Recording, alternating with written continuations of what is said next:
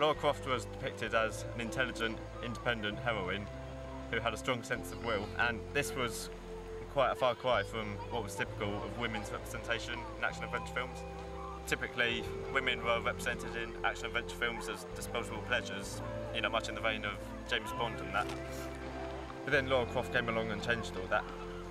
It's interesting how, despite the fact that she's portrayed as being intelligent and everything, that, you know, she's still very easy on the eyes. You know, Angelina Jolie played her in the first 2 films, and now they've got a new supermodel coming in for the latest one.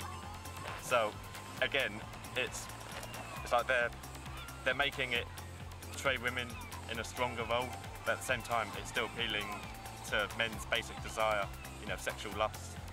But despite all this, there are still key similarities between Laura Croft and Indiana Jones. They both go on exotic adventures, they both look for hidden treasure, they both look for danger, find ways to thrive on it, find ways to overcome it. Laura Croft often uses her dual handguns, Indiana Jones will use a bullwhip and such. So again, there are clear parallels, it's just different gender representations. Ultimately, Laura Croft has paved the way for women's equal rights in the action-adventure genre. And then we come to James Bond. Back in the days of Goldfinger, Sean Connery era, women were disposable pleasures, nothing more. The only woman who could resist Bond's charm was shown as independent and intelligent, much like Laura Croft was, but interestingly, Bond wasn't attracted to her because of it. Simply put, James Bond was the walking definition of cool. He always got the women he wanted, he wore the tuxes, drove the Aston Martins, dispatched their enemies with a karate chop to the back. Most importantly, he always has a sense of calm about him, as if he's always in control of the situation, again suggesting an idea of some masculine superiority. Casino Royale introduced audiences to a more flawed and vulnerable James Bond. He's still an elite spy capable of great feats, but there's a grittiness and a sense of plausibility that was absent from previous Bond films. In fight scenes, Bond has to be as brutal as possible to get the advantage over his opponent. Although Bond is more vulnerable and more human than before, he still embodies many of the core characteristics that made Bond what he is, minus the silly quirks. He is still a highly resourceful, intuitive and fast-thinking field agent and can still talk his way into or out of almost any situation. One of the emerging trends with the latest Bond films is how gadgets have been relegated in their use. Back in those days, audiences were more easily impressed by the technology on display. And this was all around the time that America was going crazy over spaceflight, but now that audiences are more tech-savvy, they're a lot harder to impress. It's as if technology that once gave Bond the escapist appeal now makes it mundane. It could be argued that by making Bond more human, a flawed character, that he's more relatable to male audiences of today. I mean, a lot has changed in 30 years in society.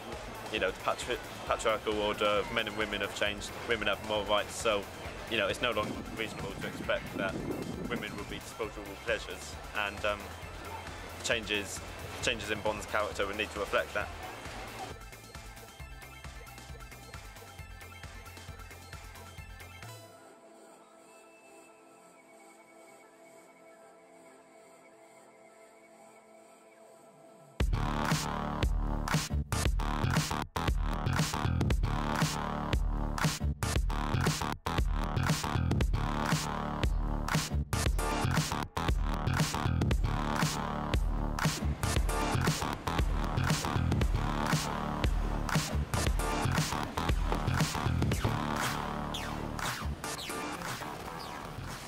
So we've got treasure hunters, samurais, all kind of heroes.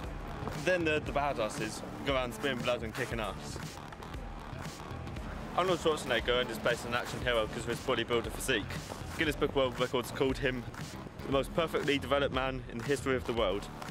Action sequences will often demonstrate his immense strength. In Commando, he uses massive tree trunks at the beginning and wields a missile launcher towards the end. Sylvester Stallone played the classic Rambo character in First Blood. Rambo was iconic because of his one-man army approach, again relating to the idea of a man on a mission scenario. His unstable nature made him a more volatile presence on the screen. This made audiences all the more bloodthirsty. Bruce Willis's Die Hard turned the genre on its head by confining the action to just a single location. He gave the film a cat and mouse film that was devoid from most action adventures, which had much of a point A to point B mentality. But then this raises the question, of whether the title action-adventure really suits films like this. I mean, there are certainly parallels between the gung-ho likes of Rambo and the exotic adventures of Indiana Jones. One look at IMDb will show you that many of these films are simply cast as action thriller. But then you look at films like Minority Report, it's still got a lot of the adventure elements in it. The hero is still on a journey, well, he's on the run in this case, but he still fights enemies along the way. So while the classification may not denote many of these films as action-adventure, they still bear many of the same conventions, but just focus more on the hyper-violent aspects of the genre. It's a real testament to the consistency with which men find gratification in excessive depictions of violence and testosterone. Jason Statham has electrified moviegoers with his amped-up performances in Crank 1 and 2. The first film was an hour-and-a-half adrenaline binge, perfectly captured with quick, shaky camera work. The second film turned the voltage higher, with Statham having to sustain his life with frequent bursts of electricity. The frenetic pacing of these films allowed the filmmakers to switch up locations a lot more. The sense of adventure was bigger as a result. More importantly, the action was ridiculously over the top. Statham is just like the ultimate badass. He's the guy at the pub who you just don't want to mess with. Tell me about it.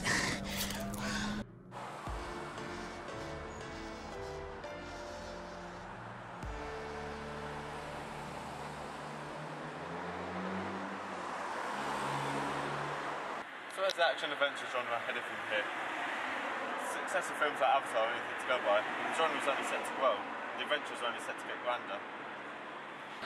But no matter what direction the genre goes in from here, the hero will always be that iconic figure that's saving the world from evil, and it will always be that same childhood fantasy that we'll live on throughout the rest of our lives through the genre.